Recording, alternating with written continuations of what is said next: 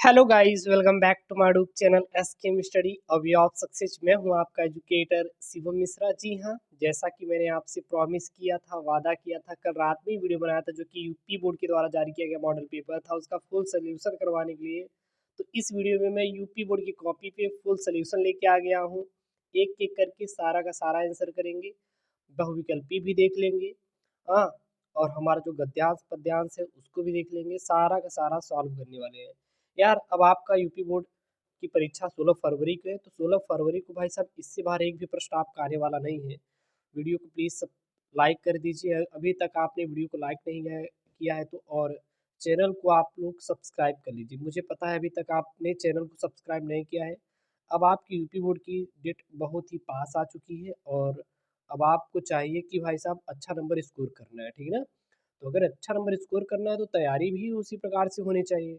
तो अब आप बिल्कुल भी देर मत कीजिए और अब जुड़ जाइए यूपी बोर्ड एग्जाम 2023 की तैयारी में, क्योंकि अब आपके पास केवल और केवल कुछ ही दिनों का वक्त है, और इन बचे हुए दिनों में आपको अच्छा नंबर स्कोर एसकेएम स्टडी कराएगा।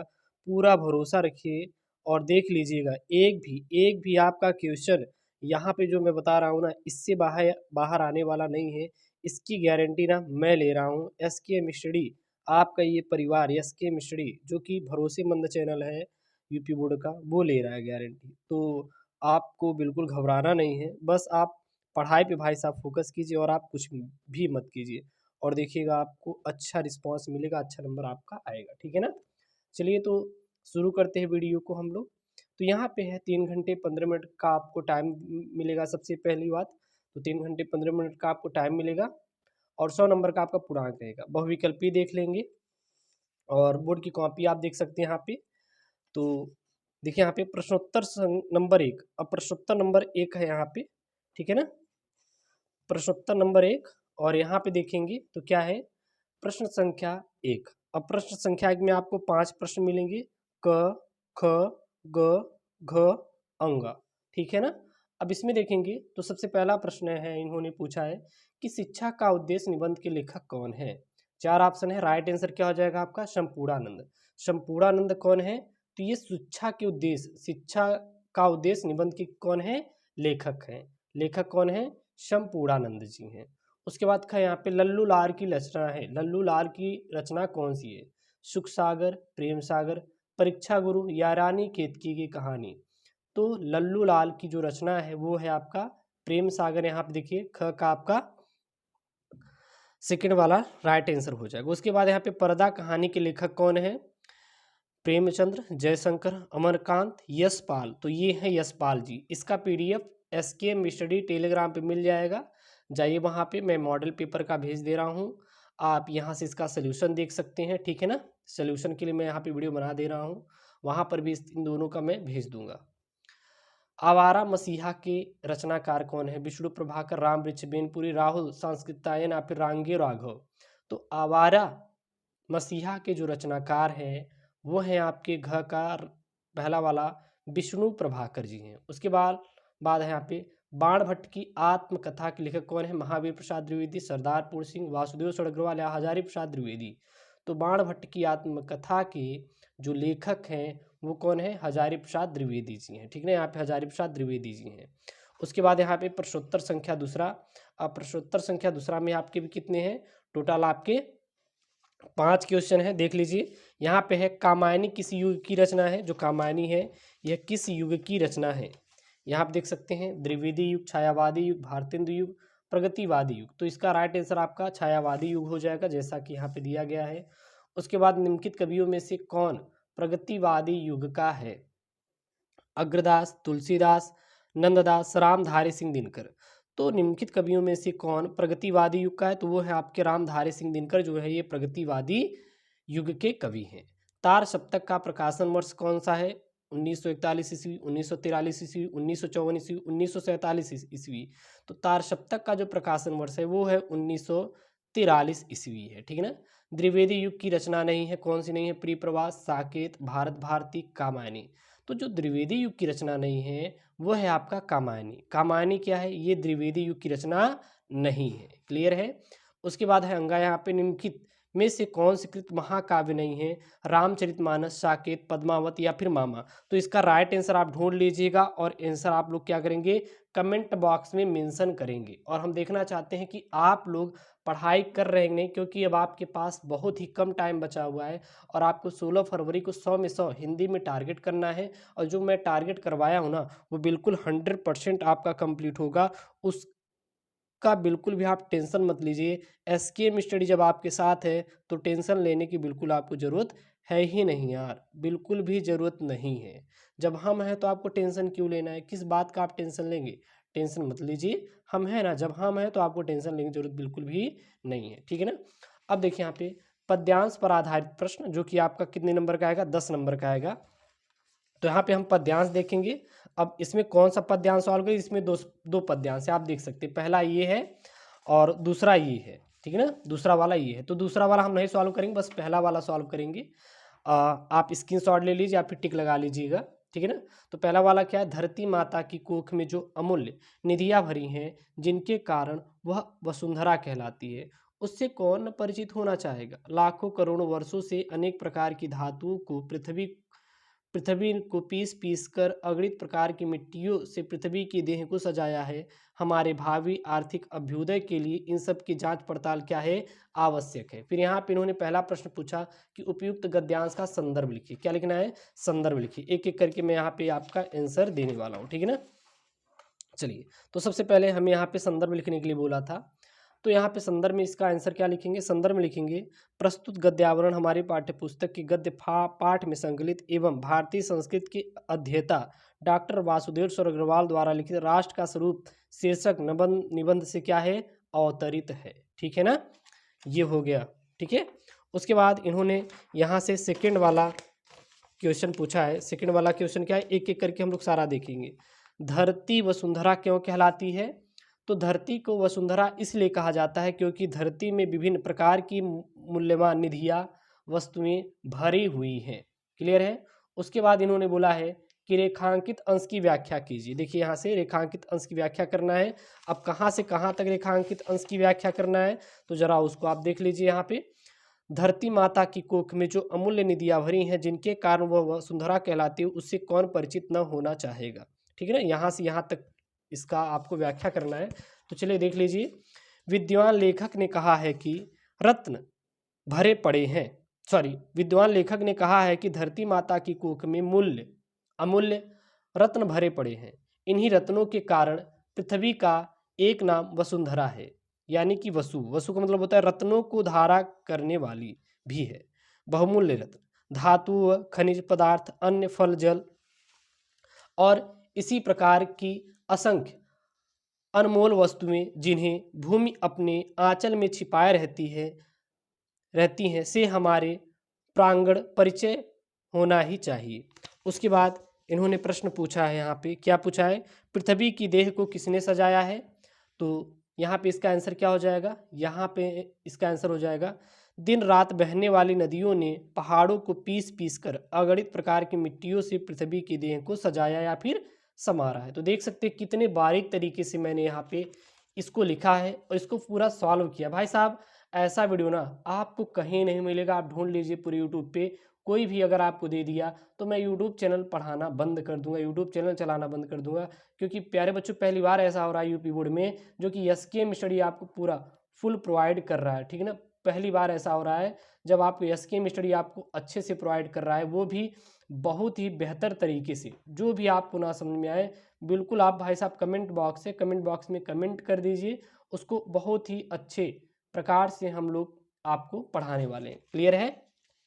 उसके बाद ये अगला प्रश्न है, भावी आर्थिक अभ्युदय हेतु हमें क्या करना चाहिए? 16 फरवरी को इससे बाहर नहीं आएगा भाई साहब, पढ़ लीजिएगा। जो मैं पेपर सेट दे रहा हूँ ना, देख लीजिएगा, इससे बाहर एक भी आने वाला नहीं है।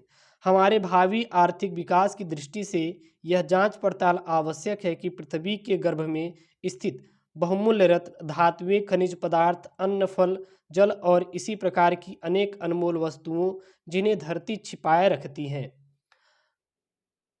तथा देह को सजाने वाली अनेक प्रकार की मिट्टियों का परीक्षण करें कि वह किस किस कार्य में क्या है, उपयोगी है, ठीक है। उसके बाद इसको हम नहीं करेंगे। आप अगर सॉल्व करना है तो सॉल्व कर सकते हैं, क्योंकि पेपर में कोई एक ही सॉल्व करना रहेगा, दोनों आपको सॉल्व बिल्कुल नहीं करना है। अब यहाँ पे हम लोग पद्यांश को सॉल्व करेंगे, जो कि आपका 10 नंबर का क्या होने वाला है, पद्यांश होने वाला है। तो पद्यांश को हम लोग इसी को उठाएंगे और पद्यांश को हम लोग क्या करेंगे, सॉल्व करेंगे। तो यहाँ पे पद्यांश क्या है, दुर्बलता का चिन्ह ही विशेष शपथ है, पर जलाजल के लिए कौन सा पथ है। यदि मैं उकसाई गई पृथ्वी से हूँ, तो पति समान ही स्वयं पुत्र भी खूँ। ठहरो मत रोको मुझे, कहूँ सो सुन लो, पाओ यदि उसी में सार, उसे सब चुन लो। ठीक है ना। उसके बाद यहाँ पे है क्या, यहाँ पे सॉरी सॉरी सॉरी, ये सॉल्व नहीं हुआ है, इसको हम लोग सॉल्व करेंगे। ये वाला सॉल्व हुआ है, ठीक ना। यहाँ पे लज्जाशील वाला आई थिंक सॉल्व हुआ है। ये पवन लज्जाशील को क्लांत दे और छायावत, हाँ ये वाला सॉल्व हुआ है, ठीक है ना। इसको सॉल्व करेंगे, उसको आप छोड़ सकते हैं, क्योंकि दोनों में से कोई एक ही सॉल्व करना है, तो इसलिए हम लोग इसी को सॉल्व करेंगे, ठीक है ना। और हम लोग ज़्यादा नहीं, बस इसी को सॉल्व कर लें, काम खत्म, ठीक है ना। दोनों में से कोई एक ही सॉल्व करना है। लज्जाशील पथिक महिला जो कहीं दृष्टि आए, होने देना विकृत वासना तो न तू सुंदरी को। जो थोड़ी सी श्रमिक वह हो, गोद ले श्रांति खोना, होठों की अकमल मुख की म्लानताएं मिटाना। कोई क्लांता कृषक ललना खेत में जो दिखावे, जाता कोई जलद यदि हो व्योम में तो उसे ला। धीरे धीरे परस उसकी क्लांतियों को मिटाना, छाया द्वारा सुखद करना तप्त भूतांगना को। ठीक है ना। अब यहाँ पे देखिए, यहाँ से इन्होंने 5 प्रश्न पूछे। पहला प्रश्न क्या पूछा है, उपर्युक्त पद्यांश का संदर्भ लिखिए, रेखांकित अंश की व्याख्या कीजिए, राधा लज्जाशील पथिक महिला के विषय में क्या कहना चाहती है, होठों की अकमल मुख में अलंकार बताइए, और जलद और कृषक लालना का अर्थ बताइए। तो सबसे पहला इन्होंने पूछा है कि उपयुक्त पद्यांश का संदर्भ बताइए। तो भाई साहब चलिए एक एक करके हम लोग सॉल्व करेंगे फिर से। चलिए यहाँ पे है सबसे पहले संदर्भ, तो प्रश्नोत्तर संख्या आप ऊपर डाल लेंगे चौथा, चौथा का यहाँ पे पहला डाल संदर्भ। तो प्रस्तुत पद महाकवि अयोध्या सिंह उपाध्याय हरिओ द्वारा रचित प्रिय प्रवास से हमारी पाठ्यपुस्तक के पद्य भाग में संकलित पवन दूती का शीर्षक काव्यांश से क्या है, उद्धृत है। ठीक है ना। उसके बाद इन्होंने पूछा है कि भाई साहब रेखांकित अंश की व्याख्या कीजिए, कहाँ से कहाँ तक, जो थोड़ी सी श्रमिक वह हो, गोद ले श्रांति खोना, होठों को अवकमल मुख की म्लानताएं मिटाना। ठीक है ना। तो इसका व्याख्या क्या हो जाएगा, हे पवन, यदि वह थोड़ी सी भी थकी दिखाई देती है तो उसे गोद में लेकर, अर्थात उसे चारों ओर से घेर कर उसकी थकान को मिटा देना। ठीक है ना। उसके बाद इन्होंने प्रश्न पूछा है कि राधा लज्जाशील पथिक महिला के विषय में क्या कहना चाहती है। तो यहाँ पे इसका आंसर लिखेंगे, राधा ने पवन को पथिक महिला के संबंध में निर्देश देते हुए कहा कि वह लज्जाशील महिला के वस्त्रों को न उड़ाए, अपनी गोद में लेकर उसकी थकावट दूर करे तथा उसके होठों व कमल जैसे मुख की म्लानताओं को अपनी शीलता से दूर करे। उसके बाद इन्होंने प्रश्न पूछा है कि होठों की अकमल मुख में कौन सा अलंकार है। तो इसमें उपमा अलंकार है। उसके बाद यहाँ पे एक प्रश्न है, जलद और कृषक ललना का अर्थ बताइए। इसको आपको सॉल्व करना है, क्योंकि आपको मैं क्या दे रहा हूँ, इसको होमवर्क दे रहा हूँ, ठीक है ना। और मैं देखना चाहता हूँ कि आप लोग पढ़ाई कर रहे हैं नहीं। उसके बाद यहाँ पे है प्रश्न नंबर 5 आ जाएगा। देखिए इतने प्यारे प्यारे से सवालों को मैंने हल करवाया भाई साहब, अब तो सब्सक्राइब बनता है ना यार। बोर्ड परीक्षा हो जाएगा तो आप लोग अनसब्सक्राइब कर देना, लेकिन अभी के लिए आपको क्या करना है, सब्सक्राइब कर लेना है, ठीक है ना। क्योंकि ये काफ़ी इंपॉर्टेंट है, और जो इम्पॉर्टेंट है केवल हम उन्हीं को डिस्कशन कर रहे हैं। और ऐसे ऐसे इंपॉर्टेंट वीडियो चाहिए तो आपको चैनल को क्या करना है, सब्सक्राइब करके रखना है। क्योंकि हम लोग आपको नए जोश के साथ, नए उमंग के साथ पढ़ा रहे हैं, जो कि आपके बोर्ड में आए, और इन्हीं क्वेश्चन को आपको सॉल्व करना है, ठीक है ना। और ये सब देख लीजिएगा, आपके बोर्ड में आएंगे, इससे बाहर आपकी बोर्ड परीक्षा में पूछा भी नहीं जाएगा। एक बात हमेशा आप याद रखिएगा, इससे बाहर आपकी बोर्ड परीक्षा में बिल्कुल भी पूछा नहीं जाएगा। और जो इम्पोर्टेंट है मैं उन्हीं को बता रहा हूँ, इसलिए आप इसको पढ़िए अच्छे से, ठीक है ना। चलिए प्रश्न नंबर 5 है यहाँ पे। प्रश्न नंबर 5 इन्होंने बोला है कि भाई साहब जीवन परिचय लिखिए, लेखक का साहित्यिक परिचय देते हुए उनकी प्रमुख रचनाओं का उल्लेख कीजिए। 5 नंबर का है ये। तो यहाँ पे आपके 3 दिया था उन्होंने, किसका किसका दिया है, आचार्य हजारी प्रसाद द्विवेदी का, एपीजे अब्दुल कलाम का, वासुदेव अग्रवाल का। तो यहाँ पे हम किसका ले रहे हैं, आचार्य हजारी प्रसाद द्विवेदी का ले रहे हैं, ठीक है ना। तो आचार्य हजारी प्रसाद द्विवेदी का हम लोग जीवन परिचय यहाँ पे सॉल्व करने वाले हैं, देख सकते हैं यहाँ पे।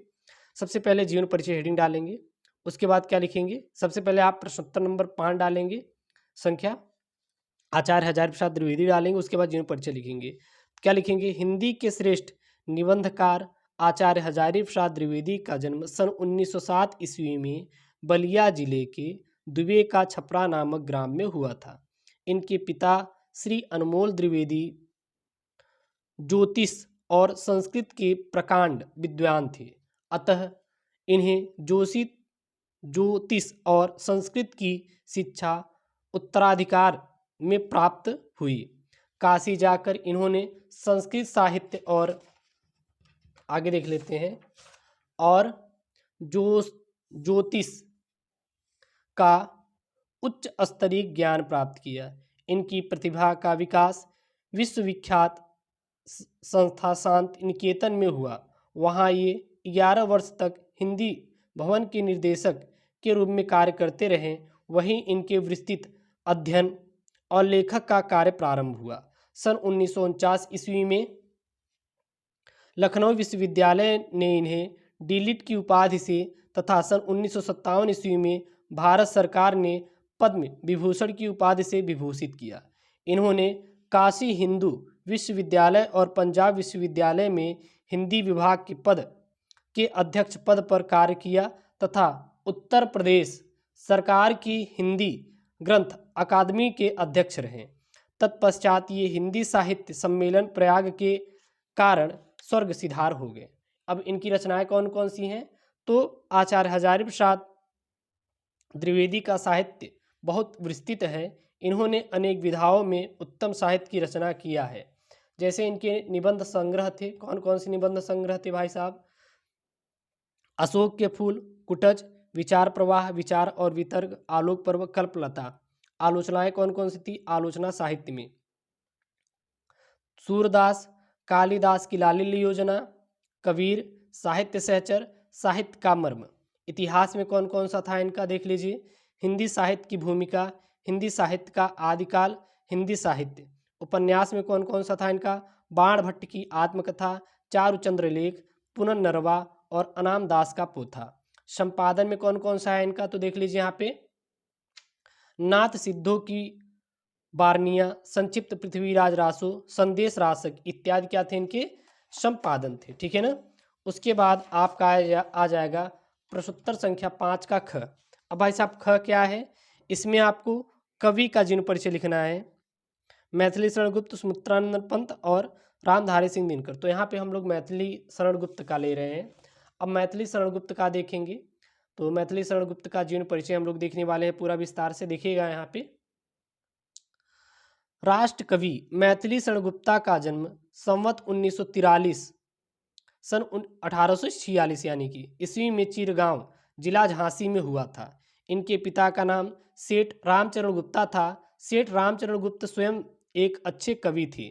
गुप्ता जी पर अपने पिता का पूर्ण प्रभाव पड़ा। आचार्य महावीर प्रसाद द्विवेदी से भी इन्हें बहुत प्रेरणा मिली।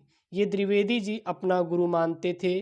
गुप्त जी को प्रारंभ में अंग्रेजी पढ़ने के लिए झांसी भेजा गया, किंतु वहां इनका मन न लगा, अतः इनके घर पर ही इनकी शिक्षा का प्रबंध किया गया, जहां इन्होंने अंग्रेजी, संस्कृत और हिंदी का अध्ययन किया। और गुप्त जी बड़े ही विनम्र, हंसमुख और सरल स्वभाव के क्या थे, व्यक्ति थे। उसके बाद यहाँ पे पॉइंट है, की पॉइंट क्या है यहाँ पे, इन्हें काव्य में भारतीय संस्कृत का प्रेरणापद चित्रण हुआ।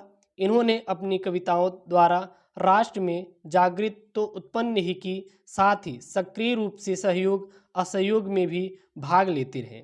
इनकी रचनाएं कौन कौन सी हैं, तो इनकी प्रमुख रचनाएं, गुप्ता जी की समस्त रचनाएं दो प्रकार की हैं, एक अनुदित तथा एक मौलिक। अब इनकी अनुदित रचनाओं में दो प्रकार का साहित्य है, कुछ काव्य और कुछ नाटक, और इनकी अनुदित ग्रंथों में संस्कृत के यशस्वी नाटककार भास के स्वप्न वासवदंता का अनुवाद उल्लेखनीय है। वीरांगना, मेघनाथ वध और वृंत संहार इत्यादि हैं। अब हम देखते हैं भारत भारती। तो इनमें भारत की दिव्य संस्कृति और गौरव का ज्ञान किया गया है। और यशोधरा में इनमें बुद्ध की पत्नी यशोधरा के चरित्र चित्रण का क्या किया गया है, उजागर किया गया है। क्लियर है। उसके बाद यहाँ पे द्वापर, जय भारत, विष्णु प्रिया, इसमें हिंदू संस्कृत के प्रमुख पात्रों के चरित्र चित्रण का पुनर्वालोकन कर कवि ने अपनी पुनर्निर्माण कला उत्कृष्ट रूप में प्रदर्शित की है।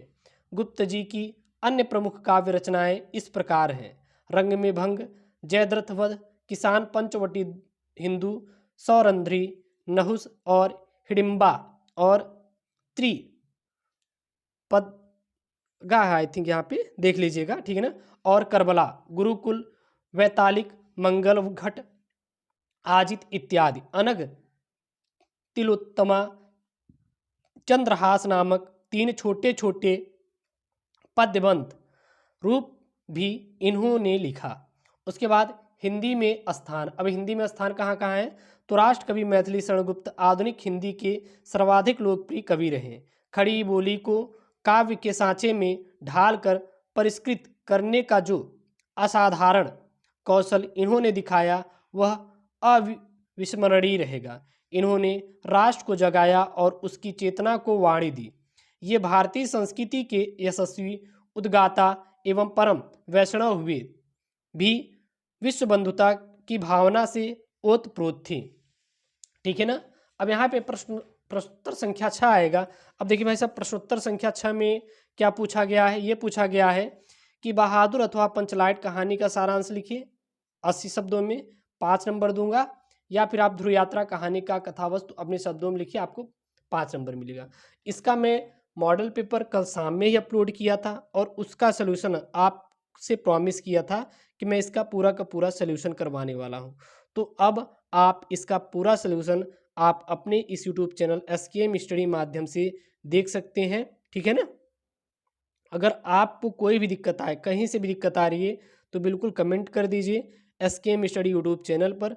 मैं आपको अच्छे से समझाऊंगा, जितना हो सकेगा उतनी बार पढ़ाऊंगा। लेकिन आपको बोर्ड में प्रॉमिस करना है कि अच्छा नंबर लेकर आना है। कुछ भी हो जाए यार, अच्छा नंबर बस लेकर आना। टारगेट एक ही होगा, बस अच्छा नंबर गेन करना है हमें, कुछ भी हो जाए। ठीक है ना।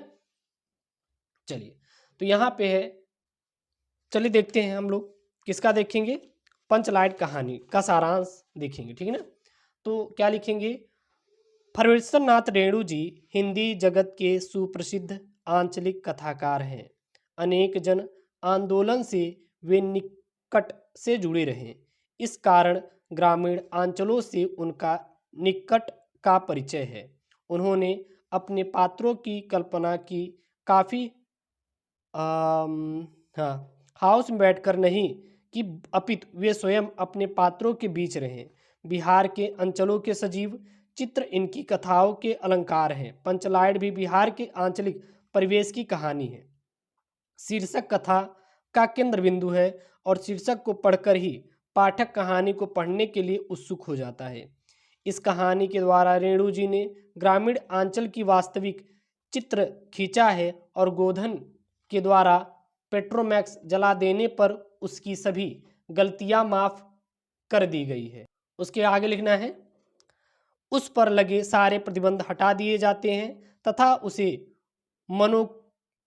मनोनुकूलन आचरण की छूट भी मिल जाती है। इससे स्पष्ट होता है कि आवश्यकता बड़े से बड़े रूढ़िगत संस्कार और परंपरा को व्यर्थ साबित कर देती है।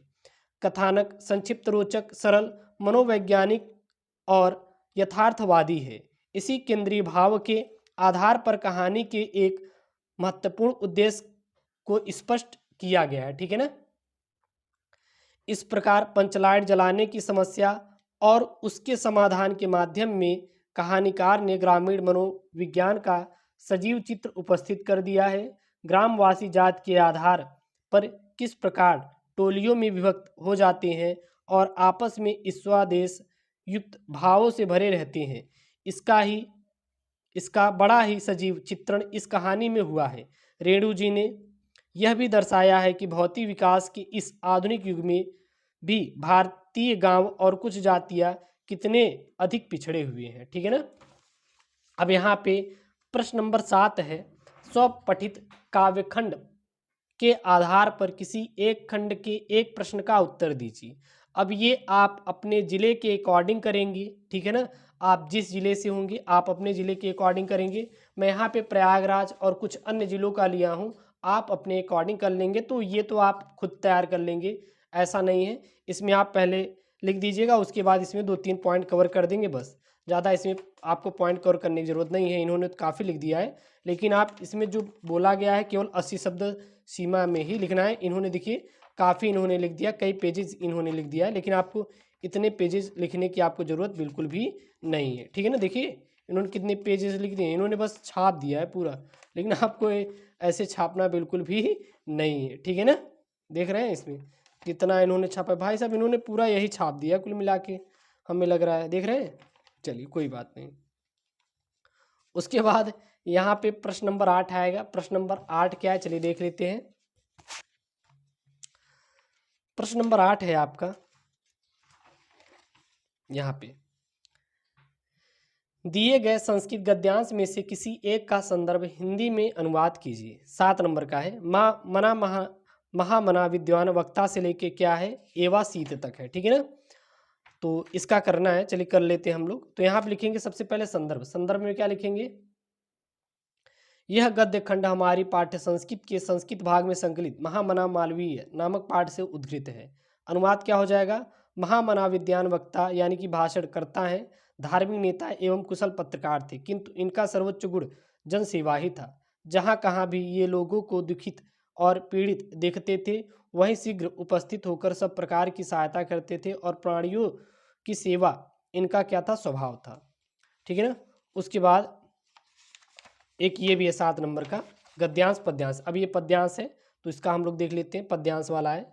तो इसका क्या हो जाएगा पद्यांश का, प्रस्तुत पद्यांश श्लोक हमारी पाठ्य पुस्तक के संस्कृत भाग से संकलित जातक कथा नामक पाठ के उल्कू जातकम शीर्षक से उद्धृत है। ठीक है ना। इसका अनुवाद क्या हो जाएगा, तुम लोगों को इस उल्लू को राजा बनाना मुझे ठीक नहीं लगता। इस समय कि क्रोधहीन मुख को देखो, क्रुद्ध होने पर ये कैसा हो जाएगा। ठीक है ना। तो ये क्या हो जाएगा, इसका उत्तर हो जाएगा। उसके बाद यहाँ पे प्रश्न नंबर 9 पे आएंगे। अब देखिएगा ये काफ़ी ज़्यादा वीडियो बड़ा हो जाएगा, तो अब आपको क्या होने लगेगा, दिक्कत होने लगे, भाई 1 घंटे का वीडियो कौन पढ़े। तो हम लोग इसको नेक्स्ट पार्ट में कवर करेंगे। इस वीडियो में इतना ही देखेंगे, अगले वाले वीडियो में हम लोग इसका आपको पूरा पूरा ग्रामर पढ़ा देंगे। ठीक है ना। तो वीडियो को आप लोग लाइक कर दीजिएगा, चैनल को सब्सक्राइब नहीं किया तो प्लीज़ यार चैनल को सब्सक्राइब कर दीजिए, और वीडियो को लाइक, चैनल को सब्सक्राइब, शेयर जरूर कर दिए। ओके दोस्तों, थैंक यू, जय हिंद। और हाँ, 16 फरवरी को जो आपका बोर्ड एग्जाम है ना, इससे बाहर आपका एक भी सामान्य हिंदी में पेपर में आने वाला नहीं है। जो भी मैं पेपर करवाऊंगा प्रीवियस ईयर पेपर सोल्यूशन, सारे पेपर सोल्यूशन को आपको देखना है। ओके दोस्तों, थैंक यू, जय हिंद।